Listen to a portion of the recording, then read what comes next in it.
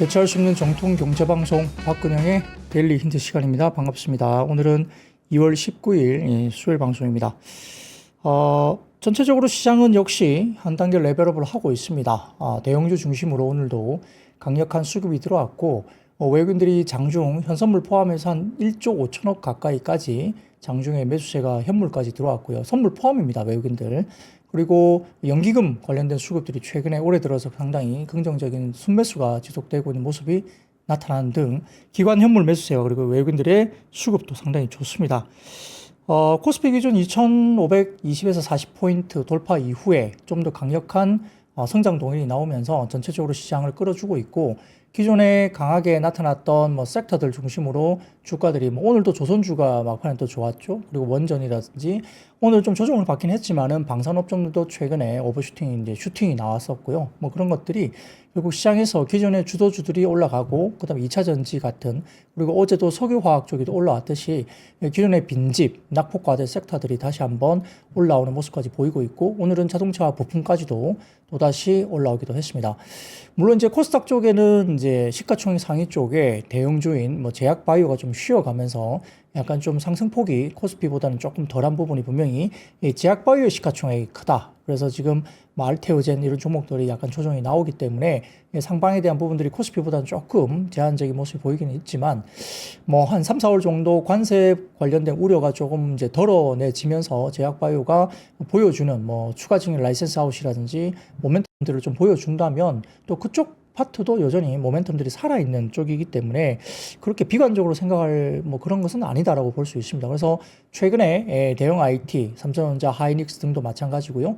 그 외에도 오늘도 증권이라든지 또 이런 금융업종, 은행이라든지 이런 쪽도 다시 올라오고, 그러니까 시장이 전체적으로 상당히 분위기가 좋아요. 그렇기 때문에 시장에 대해서 너무 이제 겁먹지 말고 가자 정도로 생각을 할 수 있는데, 일부에서는 단기적인 상승폭이 좀 크다, 연속적으로 좀 올라왔다는 것 때문에 일부 경계를 하는 쪽에 리포트가 나온 쪽도 있고요. 또 일부에서는 그래도 목표 관련된 어떤 타겟, 그러니까 코스피의 타겟 그 지수를 조금 더 위쪽으로 좀 상방으로 봐도 되지 않느냐라는 그런 쪽도 지금 주장이 나오고 있습니다.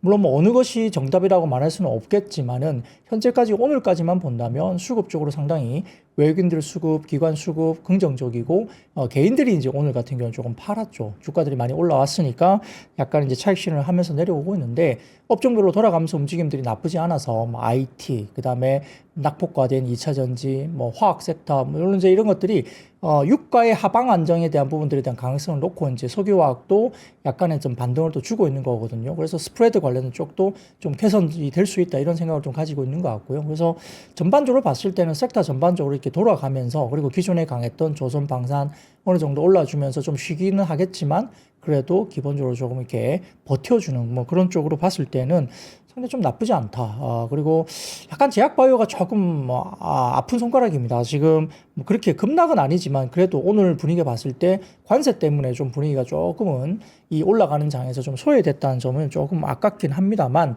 그래도 이게 모멘텀이 없는 섹터가 아니기 때문에, 그리고 또 금리 인하, 국채금리 이런 쪽도 10년 국채금리도 하향 안정화될 수 있다는 가능성이 있는 그런 상황이기 때문에 결국은 이런 트렌드를 가지고 또 금리에 대한 부분, 국채금리 인하 이런 부분들에 대해서 제약바이오 섹터도 모멘텀을 보여준다면 또 탄력을 가지고 또 올라갈 수도 있다, 이렇게 쳐다볼 수 있겠죠. 자, 그래서 전체적으로 이렇습니다. 저희 고객들도 일부는 이래요. 자, 작년에 우리가 너무 못 올랐고 힘들었습니다. 근데 미국장은 좋았죠. 근데 미국장이 너무 이제 비싸고 고평가될 수도 있다, 이런 부분에 대해서 이제 우려가 좀 있기 때문에 미국장이 빠지면 한국 시장이 또 빠진다, 이런 생각을 갖고 이제 자꾸 기다리는 개인들이 많았어요. 실제로 작년 연말 올 초 들어왔을 때, 자, 미국장이 작년에 너무 많이 올라서 미국장 조정받으면 우리나라 조정 똑같이 많이 받게 되고, 그러면 그때 사야지, 이런 고객들이 꽤 있었거든요. 근데 저는 그거 아니라고 계속 말씀을 드렸는데도 이해를 못 해요. 그러니까 미국장 빠지면 우리나라 같이 빠진다 생각하고. 근데 근본적으로 작년에 우리가 너무 못 올랐고 오히려 빠졌고요. 20% 넘게, 원달러 환율 기준으로 따지면은 20% 넘게 빠졌고, 그냥 순수한 걸로 보면은 19.6% 빠졌습니다. 그렇기 때문에 그 상황에서 미국이 조정이 나올 수도 있겠죠. 그렇다고 해서 지금 한국이 똑같이 미국 조정 때 똑같이 더 빠진다 보기에는 조금 너무 이제 약간 뭐랄까 오류죠, 오류. 약간 그런 오류가 있는 거예요. 그래서 그것은 좀 다르다. 그래서 비미국 쪽으로 오히려 자금이 넘어 들어오면서 뭐 한국이 됐든 뭐 중국이 됐든 어떤 일본이 됐든 어떤 아시아 시장에 대한 어떤 그런 부분들이 자금이 좀 넘어올 수 있다, 이런 부분들도 고려를 해야 된다라고 말씀을 드렸습니다. 그래서 뭐 미국 시장이 어쨌든 지금도 S&P 500 같은 경우 상당히 짱짱한데 미국 장이 조정이 나올 수도 있겠죠. 혹시라도 나올 수 있는데, 그렇다고 하더라도 뭐 국내 증시가 같이 망가질 것이냐 보기에는 조금 어렵다는 거죠. 그래서 단기적으로 최근에 올라왔기 때문에 조금 조정이 나오고 쉴 수도 있다, 그건 뭐 인정할 수 있는데, 미국 장 조정이 국내 시장에 뭐 낙폭을 키운다, 똑같이 이렇게 보기에는, 시장을 그렇게 보기에는 조금은 편견의 뭐 그런 부분이 아닐까 싶기는 합니다. 자, 그래서 그런 식으로 저희가 뭐 한국 시장에 대해서 오히려 작년에 미국 시장이 좋았는데 한국 시장이 올해는 생각보다 지금 아시아 시장에서도 가장 아웃퍼폼을 하고 있습니다. 한국 시장이 아시아 시장 내에서 가장 좋은 모습을 보여주고 있다는 점에서 결국 작년에 너무 부진했던 부분들을 올해는 메이크업을 좀 하는 해가 되면서 상당히 좀 수익 부분에서 좀 좋은 수익률을 낼 수 있는 그런 한 해가 아닌가 생각도 해볼 수 있습니다. 자, 그런 것들 좀 저 혼자서 이렇게 녹두리처럼 소설처럼 한번 시장에 대한 생각을 한번 해봤고요. 그래서 그런 거 중심으로 해서 너무 겁내지 말자. 시장에 대해서 겁내지 마시고, 좀 어느 정도 그래도 적극적으로 이렇게 우리가 대응할 때는 대응하면서 수익을 내야 된다. 지금 같은 시장이 계속 겁먹어가지고 사지도 못하고 계속 있다면 지금 1, 2월 달, 특히 2월 달에 상승폭을 봤을 때는 이거 주식도 못 사고 계속 조정만 기다리고 하다가는 지금 다 손가락 빨고 있는 거예요. 이렇게 좋을 때. 그래서 수익을 내야 됩니다. 내야 되는데 또 이렇게 말하고 난 다음에 내일 빠지면 또 제가 엄청 욕을 들어 먹겠지만, 어쨌든 뭐 단기적으로 조정이 좀 나온다 하더라도 이상할 건 없어요. 워낙 이제 연속적으로 많이 어느 정도 올라왔기 때문에 조정이 좀 나올 수는 있는데, 뭐 그렇다 하더라도 시장이 그렇게 무너질 만큼 이렇게 막 겁낼 만한 그런 자리는 아니다. 아직까지도 PBR 한 배도 안 되는 자리이기 때문에 아직까지 그렇게 아주 뭐 겁나서 뭐 주식을 할 수 없다, 이 정도의 국내 시장은 아니라는 거죠. 워낙 이제 작년에 안 좋았기 때문에 이제 그런 트라우마가 있어서 좀 하면 빠질 것 같다 자꾸 생각이 들지만 그렇지 않은 장입니다. 그래서 대응을 하셔야 될 것 같고요. 그렇게 해서 시장에 대해서는 조금은 이 순환매가 확실히 빨라요. 그래서 뭐 많이 오른 것들은 좀 쉬어가겠죠. 뭐 방산이라든지 이런 것들은 또 이제 차트만 보더라도 기술적으로 봐도 단기 과열권에 이미 들을 수 있는 그런 과열 지표들이 기술적으로 나오고 있습니다. 그렇기 때문에 약간 쉴 수는 있는 거죠. 워낙 급등을 했기 때문에. 그래서 그런 것도 좀 쉴 수는 있겠지만은 돌아가면서 섹터별로 상당히 괜찮고, IT 섹터도 지금 반도체 소부장이 이렇게 나쁘진 않습니다. 그래서 아무튼 적극적으로 시장에 대해서 체크를 하고 공부하고 빠른 순환매에 대응을 하면서 수익률을 올리는 그런 쪽으로 지금 보는 것이 지금 현재 시장에서 그렇게 따라가는 것이 훨씬 더 낫다라고 볼 수도 있겠습니다. 자, 그러면 시장 이야기를 좀 더 이야기를 해보도록 하겠습니다. 자, 코스피는 7포인트 상승 출발을 보였습니다. 장 초반에 반도체와 2차 전지 등 대형주 동반 상승하면서 지수 상승을 견인했고요. 수급도 역시 우호적입니다. 미국 주식시장은 S&P 500이 또다시 신고가 경신을 했고, 인텔 포함한 업황 회동 기대감에 반도체 업종이 지수 상승을 견인했습니다. 필라델피아 반도체 지수가 1.7% 상승했고, 낸드 가격 반등 및 레거시 업황 회복 기대감이 있습니다. 낸드 가격 반등에 대해서는 트렌드 포스 관련된 자료를 제가 몇 번이나 언급을 계속 드렸었던 기억이 나고요. 인텔 M&A 가능성에 대해서 뭐 16% 정도 급등을 나타나기도 했습니다.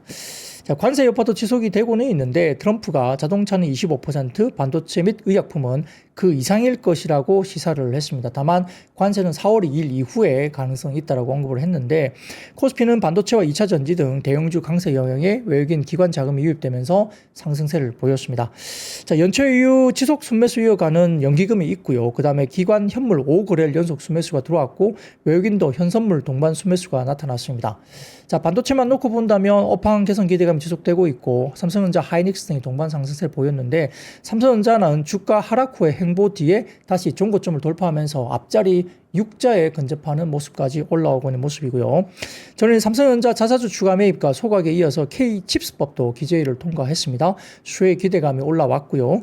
반도체 소부장도 상승폭을 키웠습니다. 특히 제가 최근 들어서 이제 레거시 관련된 소부장도 봐야 된다. HBM이나 스페셜티 쪽도 좋고 레거시 쪽도 이제는 올라올 수 있다 이야기 드리고 있으면서 주성 엔지니어링, 유진테크, 그 다음에 동진 세미캠, 원익 IPS 이런 관련된 레거시 장비도 역시나 힘을 받고 같이 올라올 것이다 계속 말씀드리고 있는데, 그런 것들도 지금 꾸역꾸역 바닥권에서 꽤 올라오고 있습니다. LG 에너지솔루션이 미국 현지 미시간 홀랜드 공장에서 ESS용 LFP 배터리 생산 라인 가동 본격화 뉴스가 있었습니다. 더군다나 푸틴은 필요하다면 젤렌스키와 협상 가능하다고 언급을 하기도 했고요. 재건 테마 지속 관심이 필요하다고 이제 계속 좀 말이 나오고 있는데, 근데 오늘은 재건 쪽이 좀 빠졌죠. 일단 뭐 새로운 뉴스인지 모르겠습니다. 그리고 오늘 트럼프가 또 이렇게 이야기를 했다고 해요. 젤렌스키는 이제는 대통령에서 물러나라. 그래서 새롭게 우크라이나는 새롭게 대선이 필요하다고 이야기를 했다고 합니다.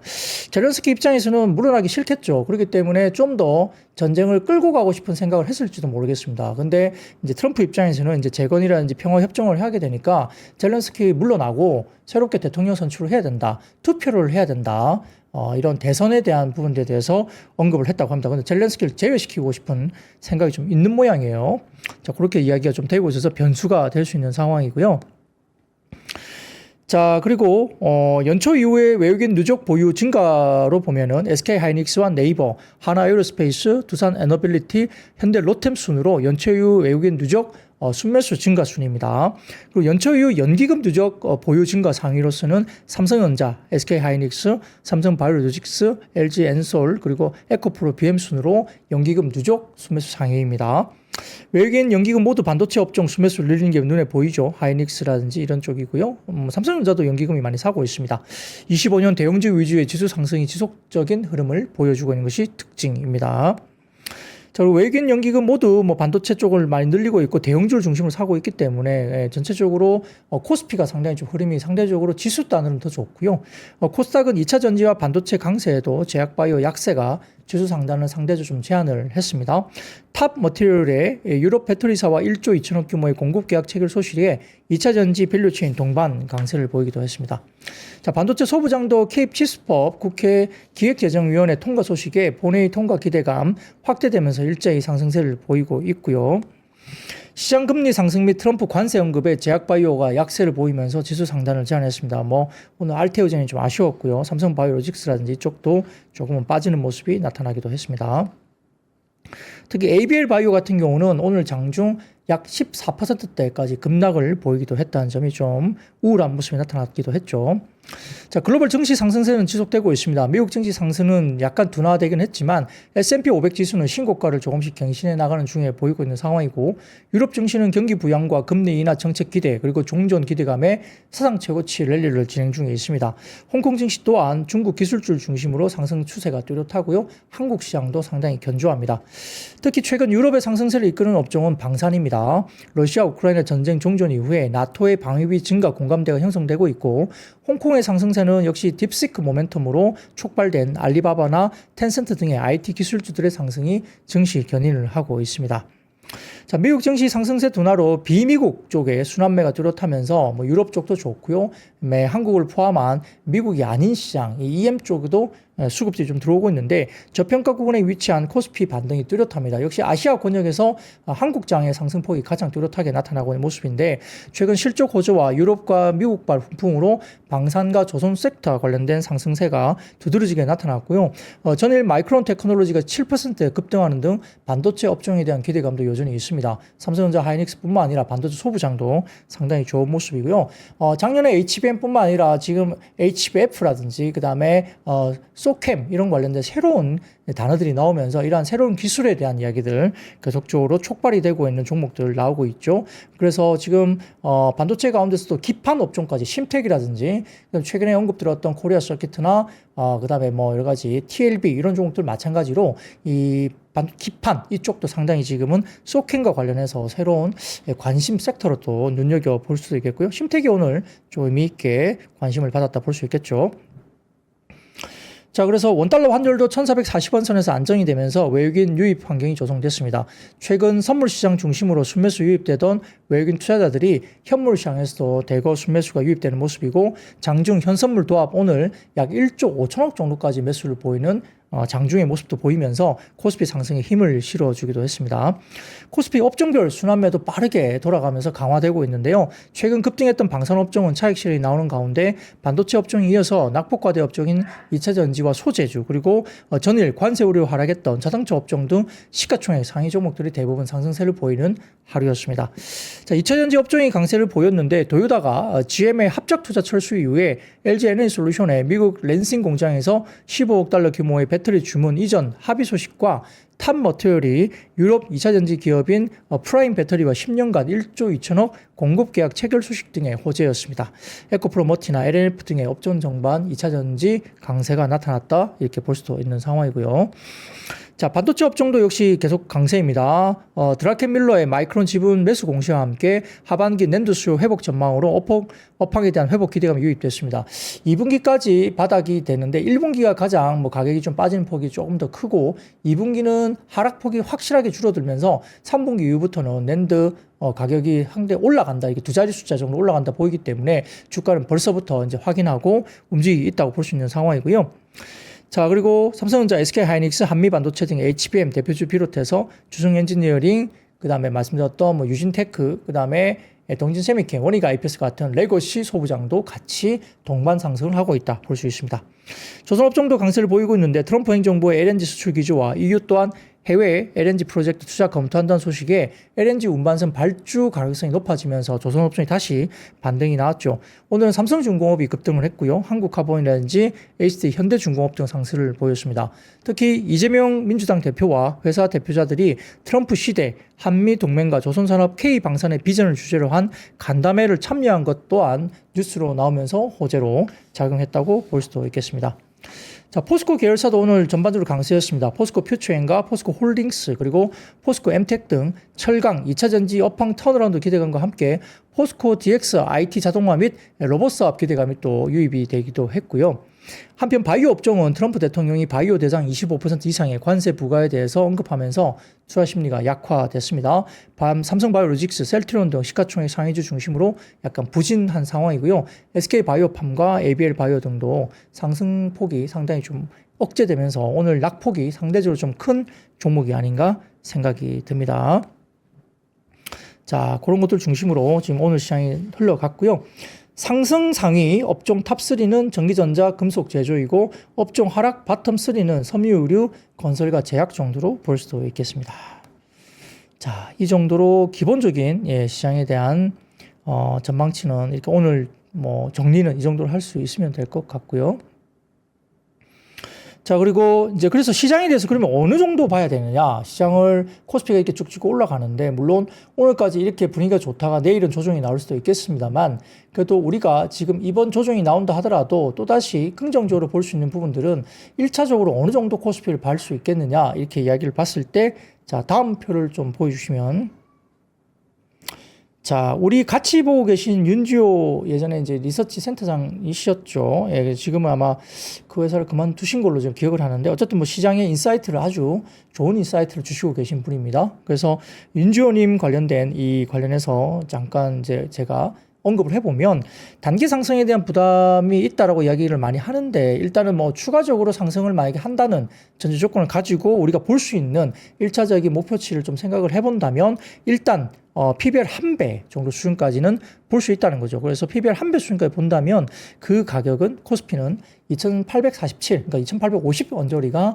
PBR 1배 정도 수준이에요. 그러니까 아직까지는 비싸지 않다는 이야기를 하는 거예요. 그러니까 단기적으로 올라온 것이 조금 기술적으로 단기 부담은 될 수 있지만 아직까지 비싸지 않은 가격이고요. 그래서 기본적으로 PBR 1배 수준까지를 충분히 본다면 2850 언저리까지는 갈 수 있다 보입니다. 과거에 보면 지금 PBR이 훨씬 더 높은 PBR도 갔던 적이 있습니다. 1.4배 이렇게 갔던 적도 있죠. 1.2배 이상으로 갔던 적도 있습니다. 이게 언제죠? 2020년인가요? 21년 요때 훨씬 더 높은 쪽으로 가기도 했습니다. 그렇기 때문에 너무 PBR 1배에 얽매일 필요는 없겠지만은 PBR 1배만 보더라도 약 2850 가까이가 나오기 때문에 충분히 주가는 더 오를 수 있다고 보는 겁니다. 아직까지는 비싼 정도로 생각할 정도는 아니라고 보는 걸로 생각이 듭니다. 그래서 이렇게 한번 공유를 해봤고요. 물론 이제 이게 꼭 맞다는 건 아니지만 우리가 생각을 한번 해볼 수도 있다 보이는 거죠. 자, 그리고 그 다음 표를 보여드리면, 시장에 대해서 이제, 뭐랄까, 리세션. 그러니까 이제 어느 정도 경기 침체 이런 것들에 대한 생각들이 또 있을 수 있는데 지금은 노 리세션 관련된 부분들이 82%입니다. 82%. 그래서 거의 이제 80% 이상이 침체는 없다라고 생각하고 있는 것 같아요. 시장에 대해서 긍정적으로 보고 있는 것 같습니다. 뭐 그런 것들도 참고를 한번 해보시면 좋을 것 같아요. 자, 그러면 이런 기본적인 매크로 이야기를 한번 보시고 이제 섹터 이야기를 한번 넘어가 보도록 하겠습니다. 자, 첫 번째 역시 이제 반도체입니다. 전일 필라델피아 반도체 지수가 1.68% 상승을 하면서 엔비디아, AMD, 마이크론 테크놀로지 상승했습니다. 특히 마이크론도 7.3% 급등했고요. 인텔 같은 경우는 16% 급등하면서 TSMC와 브로드컴이 각각 인텔의 일부 사업 부분을 지분 인수 방안 검토한다는 소식이 전해지면서 급등을 했습니다. 마이크론 테크놀로지 7.3% 상승은 HBM3 12단 양산을 시작하고 엔비디아의 공급을 예정하고 있는 가운데 엔비디아 자체 메모리 표준 소캠 상용화 목적으로 마이크론을 포함한 삼성전자, SK하이닉스 등의 메모리 업체와 협의하고 있다는 소식과 그다음에 억만장자 투자자로 알려진 스탠리 드래켄밀러 듀케인 패밀리 오피스 회장이 지분을 매수했다는 소식이 전해지면서 급등각을 나타났습니다. 자, 국회 기획재정위는 전일 전체를 열어서 반도체 기업의 통합투자세 공제율을 현행보다 5%포인트 상향하는 내용을 걸저로 한 이른바 K-칩스법을 심의 의결했습니다. 이번 개정안이 국회 본회의까지 통과하면 반도체 기업의 시설 투자에 대한 세액 공제율은 대중견기업 15%, 중소기업 25%에서 각각 20%와 30%로 상향 조정이 될 예정이고요. 신성장 원천기술 및 국가전략기술에 대한 R&D 세액 공제 적용 기한을 2029년 말까지 5년 연장하고 반도체 R&D 세액 공제는 2031년 말까지 7년 연장하는 법안도 전체 회의를 통과했습니다. 뭐 반도체 소부장도 긍정적으로 될 수 있는 법안이 될 수 있겠습니다. 자, 최근 시장 조사 기관 트렌드포스는 올해 1분기에도 낸드 플래시 시장이 공급 과잉으로 가격 하락이 일부 지속될 것으로 예상했지만 하반기에는 시장 수요와 공급 균형이 크게 개선될 것으로 보면서 3분기부터는 두 자리 숫자의 상승폭이 나타날 것이다 봤고요. 2분기에는 하락폭이 현저하게 줄어들 것이다. 가격 하락폭이 현저하게 줄어들 것이다 봤습니다. 그렇기 때문에 시장은 한 6개월 정도 선행해서 벌써부터 주가들이 올라간다 볼 수도 있겠죠. 자, 마이크론, 삼성전자, SK하이닉스, 솔리다임 포함입니다. 그리고 키옥시아, 샌디스크 등의 제조업체들이 낸드 감산 계획을 세우고 있고 이르면 올해 2분기부터 공급업체 감산과 AI 수요가 낸드 가격 회복을 견인할 것으로 전망했고요. 최근 1분기에 벌써 일부 업체들은 낸드 가격 10% 가격 인상을 선언하는 등 가격 인상에서 적극적으로 좀 나서고 있는 모습이 낸드 쪽에서 나타나고 있다 이렇게 볼 수 있습니다. 자, 그리고 특히 이제 한미반도체는 JP모건이 비중 확대와 목표 주가 15만 원 분석 보고서를 발간한 점이 또 긍정적으로도 볼 수도 있겠습니다. 자, 그래서 그 다음 표를 보여드리면 디지타임즈 아시아 쪽에서 나온 헤드라인 방송 관련된 기사입니다. 기사 쪽인데요. 한번 보시면 자, 2분기 디램 낸드의 가격 상승을 전망한다는 내용입니다. 반도체 제조업체들이 2분기 메모리 반도체 가격 인상을 적극 추진하고 있다 이고요.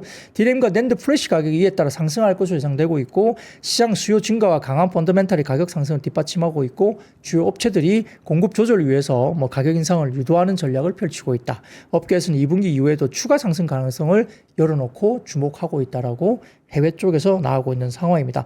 더군다나 중국의 이구 환신이 지난 4분기 이후에 IT, 특히 스마트폰 등을 포함한 IT 쪽에 급격한 수요 증가를 일단 나타내면서 이구 환신이 어느 정도 IT 쪽에서의 어떤 트리거가 됐다는 분석도 있는 상태로 볼 수도 있겠습니다. 자, 그런 것도 보시면 될 것 같고요. 자, 그 다음에 미지오 증권사가 또 리포트를 하나 썼습니다. 분석을 해보면 하반기 수요 공급 문제 해소가 전망되면서 메모리 주식을 이제 사야 할 때다라고 미지오 증권사가 분석 리포트를 냈죠. 그래서 낸드 가격이 2분기 0에서 마이너스 5% 정도 하락한 후에, 그러니까 하락폭이 아주 이제 많이 줄어들고 있는 거죠. 3분기에는 10에서 15% 그리고 4분기에는 8에서 13% 상승 예상을 하고 있다. 이게 아마 트렌드 포스 관련된 리포트가 거의 이 정도 비슷하게 언급이 된 걸로 기억하고요. 현물 회복 전에 주가 랠리가 먼저 나오는 경향이 있는데 그에 따라서 마이크론 130달러 정도 테스트가 주가가 전망이 된다고 보는 것 같습니다. 삼성전자나 SK하이닉스도 영향을 줄 수 있는 어떤 긍정적인 내용이기 때문에 미지오 증권사의 이 리포트도 오늘 긍정적으로 이야기가 됐다 이렇게 볼 수도 있겠죠. 자, 그리고 그와 비슷하게 지금 오늘 액침 냉각 관련 주식들도 이제 반도체 데이터 센터 관련해서도 같이 주가가 움직이고 했는데, 그 다음 월스트리트 저널 관련된 기사가 오늘 하나 나왔습니다. 국내에 오늘 아침에 이야기된 기사인데요. 자, 그 다음 기사를 좀 헤드라인 좀 띄워주세요. 월스트리트 저널 이겁니다. 한국의 세계 최대 규모의 AI 데이터 센터 건설 추진 소식에 액침 냉각 관련주도 오늘 중심을 받았습니다. 자, 현지 시간으로 18일 외신에 따르면 한국의 세계 최대 규모의 AI 데이터 센터 건설이 추진되고 있다 소식이 전해졌는데, 해당 데이터 센터의 규모는 3기가와트로 최대 350억 달러 약 50조 원이 투자될 것으로 알려집니다. 해당 프로젝트는 스톡팜로드라는 투자 그룹이 주도하고 있고, 그룹의 공동 창립자가 LG 창업주 손자인 브라이언 구와 런던 요르단에 기반을 갖춘 투자사 BADR 인베스트먼트 설립자이자 최고 경영자인 아민 바드르 엘딘으로 알려지고 있습니다. 데이터 센터가 들어설 장소에 대해서는 서울에서 멀리 떨어진 남서부 지역에 추진되고 있다고 보고, 올해 초 착공에 들어가 28년 완공을 목표로 하고 있다고 알려지고 있죠. 그러다 보니까 AI 데이터 센터 관련된 부분에 대해서 이제 크게 투자가 들어온다는 점에서 액침 냉각 관련된 기술에 대해서 냉각 관련된 관심이 높아졌다. 그래서 GST라든지 한중 NCS, KN솔, 워트 등의 액침 냉각 테마주가 오늘 움직임이 있었다 볼 수도 있겠습니다. 자, 그러면 반도체와 관련된 IT 쪽은 이 정도 말씀을 드리고요. 자, 그러면 세 번째 이야기입니다. 도요타가 LG 엔솔 미국의 랜싱 공장에서 약 2조 원 규모의 배터리 구매 합의와 이스라엘 스토어닷 한국 투자 소식에 2차 전지주가 상승을 했습니다. 블룸버그 통신에 따르면 일본 도요타가 LG 엔솔의 미시간주 랜싱 배터리 공장에서 15억 달러 약 2조 1,600억 규모의 배터리를 구매하기로 합의했다고 전해지는데, 아마 하이브리드 차에 전기차 더불어서 하이브리드 차에 사용할 예정이고, LG 엔솔은 곧 과동을 시작하는 3공장의 일부 생산 물량을 AI 데이터 센터 수요 증가에 따라 ESS 에너지 저장 장치 용도로 공급할 계획으로 알려져 있습니다. 자, 그리고 일부 언론에 따르면 이스라엘 유니콘 기업 스토어닷이 글로벌 배터리 생산 기지로 한국을 낙점하고 대규모 투자에 나선다는 소식이 또 전해지기도 했습니다. 스토어닷은 전일 국내 배터리 기술 전문 기업 JR 에너지 솔루션과 초고속 충전 배터리 양산을 위한 합작 법인 설립을 추진한다고 알려졌는데, 양산은 올해 연산 1.5기가와트씩 규모의 배터리를 생산할 예정이고 27년 4기가와트씩 규모로 생산량을 점진적으로 늘려날 전망입니다. 또한 전기차 배터리뿐만 아니라 드론과 휴머노이드 로봇용 초고속 충전 배터리도 함께 양산할 것으로 보입니다. 글로벌 수요 확대에 대비해서 최대 10기가와트씩까지 생산량을 확대한다는 구상을 밝혔다는 점에서 오늘 2차 전지주와 전기차 ES 관련된 분들이 올라왔다 볼 수도 있겠습니다. 근데 이제 워낙 2차 전지주는 2분기까지 실적이 워낙 안 좋을 것이라고 계속 이야기 나오고 있기 때문에 또 트레이딩 나오는 분위기가 갈 수 있죠. 하루 올랐다 하루 빠지기도 하고, 이 단기적으로 연속성을 바로 구가하기가 참 쉽지 않은 영역이라서 조금은 그런 부분들은 감안을 좀 하셔야 되지 않을까 생각은 듭니다. 뉴스 플로어에서 좀 움직이긴 했지만 어쨌든 2분기까지 숫자는 좀 안 좋다, 이런 부분에서 조금은 좀 2분기도 만만치 않게 안 좋을 가능성이 큽니다. 그렇기 때문에 좀 보수적으로 보자는 심리가 좀 더 크다 볼 수도 있겠습니다. 자, 그리고 그 다음입니다. 오늘 역시 조선과 조선기자재 LNG 쪽 관련주가 올라왔는데, 삼성중공업이 오늘 고마처럼 상당히 급등을 줬는데요. 트럼프 미국 행정부가 최근 LNG 수출 허가를 승인하는 등 LNG 수출 확대 기술을 이어감에 따라 이에 대한 수요의 기대감이 국내 조선소에 있습니다. 시흥증권은 보고서를 통해서 현재 미국의 19건의 대규모 LNG 수출 프로젝트와 3건의 소규모 LNG 벙커링, 이게 선박 연료 공급이거든요. 이 프로젝트가 기본 설계 단계에 있고, 이에 따라 대형 LNG 선박이 311척가량 필요한 것으로 전망했고, 아울러서 기본 설계 이전 승인 단계를 거치지 않은 프로젝트 중에서도 이 북미 지역 프로젝트가 다수 있기 때문에 앞으로 미국의 LNG 시장에서 카타르 이상의 영향력을 발휘할 수 있을 것으로 분석 리포트를 냈습니다. 또한 이제 IPK투자증권에서 금일 보고서를 통해서 오만의 아샤드 쉬핑은 IPO 이후에 조달한 자금으로 30척, 약 3조 7천억 규모의 규모를 발주할 계획을 밝혔고요. 근본 아샤드의 30척 발주 계획에 대해서 한국 조선사들의 수혜를 예상한다고 리포트가 나왔습니다. 자, 특히 이제 HD 현대미포의 수요가 가장 클 것으로 전망을 했는데, 이는 아샤드가 벌크선, 컨테이너선을 제외하고는 중국에 발주한 이력이 없고, 오만은 2024년 듀큼 정제설비 가동을 시작하면서 석유화학 제품 수출 수요가 크게 증가를 했고요.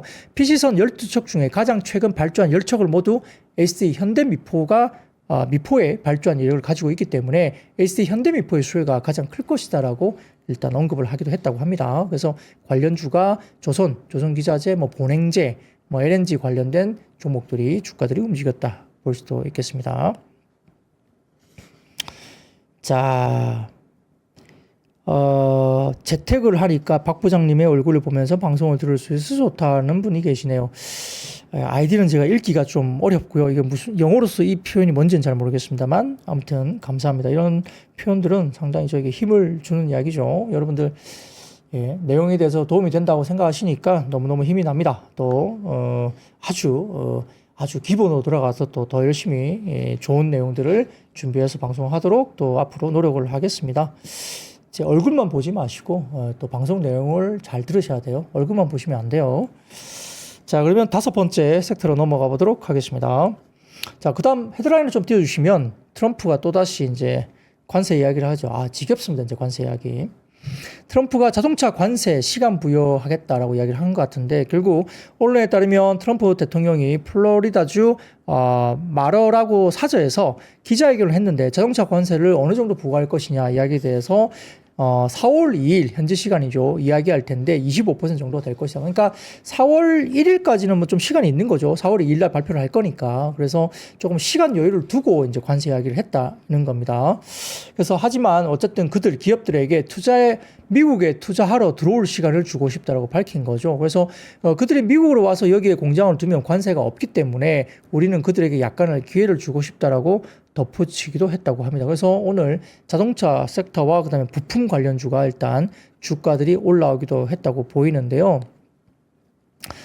자, 그래서 이렇게 보이는데 전체적으로 봤을 때 이제 이런 논리라면 제약바이오는 왜 빠지는 거죠? 제약바이오도 마찬가지 논리잖아요. 그러니까 이게 4월 2일 현지 시간에 관세를 이야기할 텐데 그때 25% 정도 될 거다. 근데 뭐 제약바이오도 뭐 그 정도 이상 될 거다 이야기를 하는 건데 똑같은 논리면 제약바이오도 올라야죠. 근데 자동차 부품은 똑같은 논리에서 오르고 제약바이오는 급락하고 이게 좀 모르겠어요. 이게 뭐 어떤 게 이게 어디에는 맞고 어디는 틀리고 뭐 어쨌든 제약바이오도 당장 지금 관세 부과한 건 아니잖아요. 그렇기 때문에 그리고 전력설비 변압기 쪽도 당장 지금 관세 부과한 게 아닌데 4월달에 관세 부과할 수 있다 이런 우려 때문에 주가가 빠진 거 아닙니까? 전력기기도. 그래서 좀 이 논리로 뭐 약간 시간을 두고 관세를 부과한다. 그래서 여유가 아직은 좀 있다. 그래서 협상의 시간이 좀 있다. 이런 논리로 이게 자동차 부품이 오늘 올랐다면 변압기라든지 제약바이오도 올랐어야 되는 거죠. 그 논리라면. 근데 서로 다르게 움직였죠. 네, 그렇습니다. 그래서 그런 쪽으로 좀 보시면 좋을 것 같은데, 자, 오늘 이제 자동차 관련된 이야기에서 이제 그것보다는 이제 4월 달까지 뭐 시간이 있다. 이래서 뭐 자동차 올랐다, 부품 올랐다. 이것보다는 아까 말씀드린 그 논리라면 전력기기라든지 그다음에 제약바이오가 빠질 이유가 서로 없거든요. 똑같은 논리이기 때문에 이쪽은 빠지고 이쪽은 오르고 똑같은 걸 가지고 그렇게 할 수는 없고요. 오히려 이게 더 나은 것 같아요. 자, 이게 더 나은 것 같은데 대신증권에서 이런 이야기를 합니다. 트럼프 관련해서 자동차 25% 관세 부과 코멘트에 대해서 자동차 관세 부과 25%를 부과하면 현대차가 분기 6천억 정도, 10% 정도 수준에서 분기 1조 5천억으로 약 25% 관세가 됩니다. 기아는 분기 4천억 정도, 10% 정도 수준인데, 그리고 분기 2천억, 그러니까 이제 멕시코 25% 정도 수준이죠. 근데 분기 25%를 바로 넘어가면 분기 1조 2천억까지 올라간다는 거죠. 예, 그래서 기아 같은 경우는 4천억 플러스 2천억 해서 6천억 정도 수준에서 1조 2천억 정도로 이제 분기 관세가 훨씬 더 올라간다 보는 것 같습니다.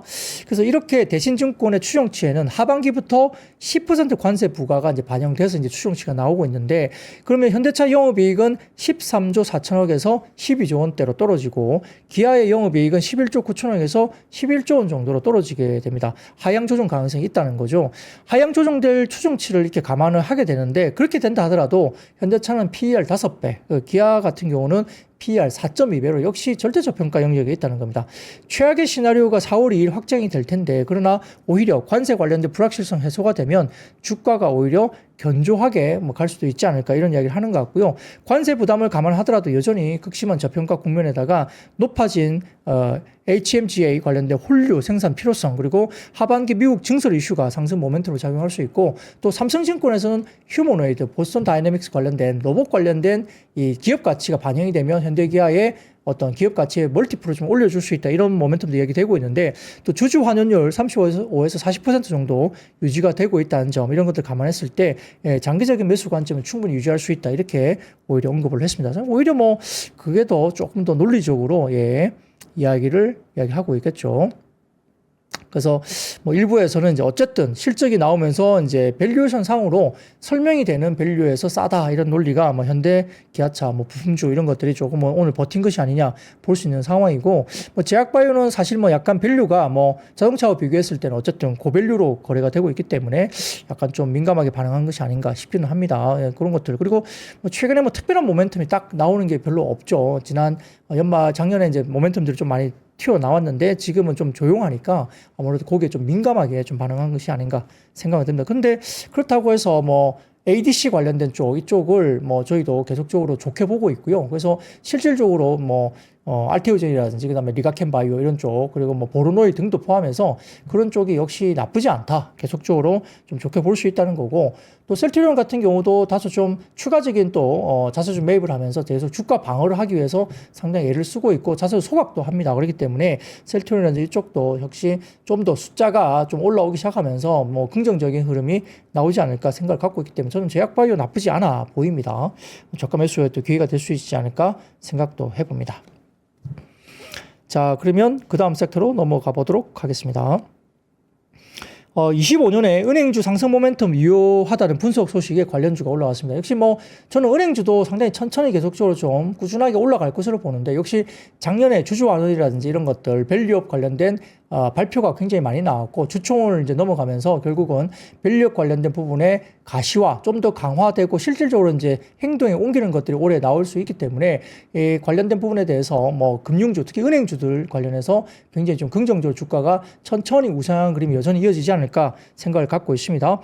BNK투자증권이 오늘 보고서를 냈는데 올해 일부 은행의 주주하는 기대감 축소와 실적 감소 등으로 은행주 수익률이 약간 부진하지만 그게 아마 KB금융이 아마 좀 이슈가 좀 있었던 걸로 기억은 나는데 그럼에도 불구하고 전체적인 뭐 종목들이 주주 환원율 상향 그리고 배당 시즌 도래를 감안한다면 은행주 상승 모멘텀은 여전히 유효하다 이렇게 봤습니다.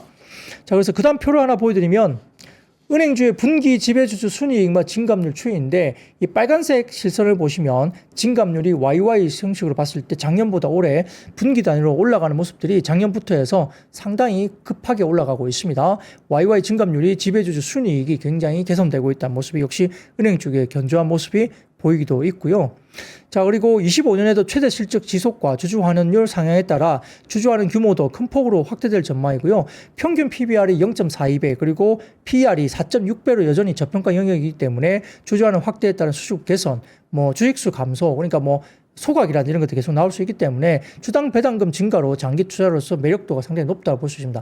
안정적으로 이렇게 은행주 같은 경우는 상당히 좀 사두고 그냥 놔둬도 조금 안정적으로 좀 우상향 그림이 나타나지 않을까 생각을 해봅니다. 자, 그 다음 표 하나 보여드리면 은행주 27년까지 주주 환원율 추이인데요. 보시면은 짙은 빨간색이 이제 총 주주 환원율인데 역시 올해 살짝 작년보다 살짝 쳐졌다가 계속 좀 올라가는 모습을 보이고 있고요.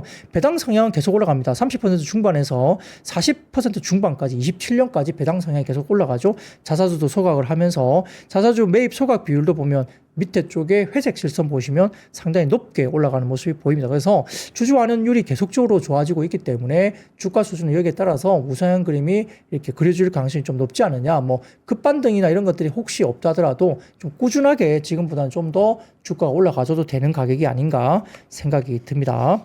그래서 은행주에 대한 리포트 좀 참고로 해보시면 좋을 것 같고요.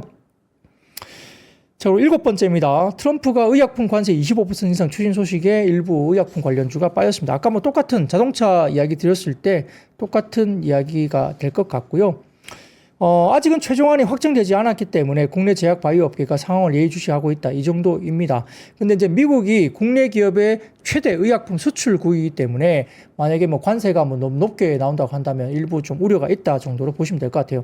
워낙 제약 바이오 쪽에서 미국 쪽으로 수출을 많이 했습니다. 국산 의약품의 미국 수출액은 13억 5,900만 달러 약 1조 900억 원으로 2015년 3,300만 달러 약 470억 원에 불과했던 수출액이 10년 새 20배 이상 늘어났습니다. 급증했죠. 그렇기 때문에 국산 의약품의 미국 수출액이 상당히 크다는 점에서 미국의 관세 부과가 좀 예의주시한다. 그럴 수밖에 없다 이런 이야기를 하고 있습니다. 그래서 오늘 좀 아쉽게도 제약바이오 쪽은 조정이 나왔다 이렇게 평가를 하면 될 것 같고요. 자, 그 다음입니다. 오늘 아이폰 SE 4세대 공개 기대감 속에 애플 관련주가 상승을 했습니다.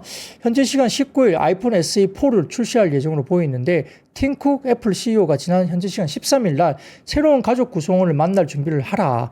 2월 19일 수요일이라고 밝힌 바가 있기 때문에 이게 신제품 아이폰 SE4를 가리키는 것으로 예상이 됐습니다. 중저가 아이폰 출시가 임박한 것으로 보이는 거죠. 그래서 뭐 새 기기가 출시되는 신호인데 22년 3월 아이폰 SE3를 출시한 이후에 약 3년 만에 출시되는 거기 때문에 시장의 기대치가 상당히 높고요. AI 기능을 또 추가했기 때문에 뭐 애플 인텔리전스 관련된 기능에 대해서 기대감이 있습니다. 그래서 이 가격은 SE4의 가격은 아이폰 SE3의 429달러 약 62만 원보다 10만 원 정도 비싼 499달러 약 72만 원 정도 수준으로 예상이 되고 있다고 알려집니다. 그래서 상당히 좀 많이 팔릴 수도 있겠습니다. 그래서 더구전자, LG노텍, 프로텍, 슈핑코리아, 영풍 등의 아이폰 관련주가 이렇게 올라왔는데요. 자, 그 다음 표를 하나 보여드릴게요.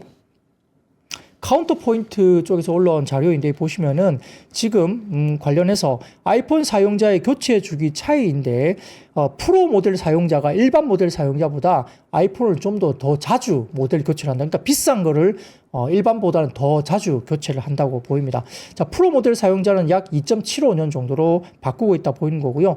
일반 모델 사용자는 3.15년 사이에 바꾼다고 합니다. 그러니까 프로 모델, 더 비싼 모델의 사용자가 더 빨리 어떤 아이폰 모델을 바꾸고 있다 이렇게 보는 거죠. 높은 사양과 혁신적 기능이 빠른 교체를 또 유도하고 있는 요소로서 프리미엄 제품군 쪽으로 빠르게 제품 교체를 하고 있다. 그래서 결국 프리미엄화가 프로 사용자 증가를 견인하고 있다 이렇게 볼 수도 있겠습니다.